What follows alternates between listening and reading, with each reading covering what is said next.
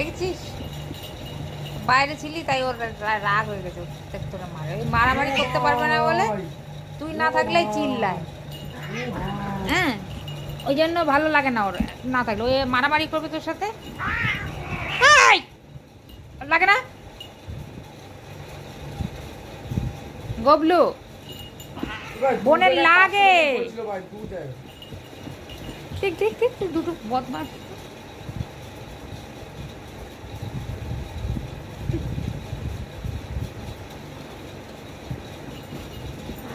ছাড় ছাড় ছাড় ছাড়। হাই,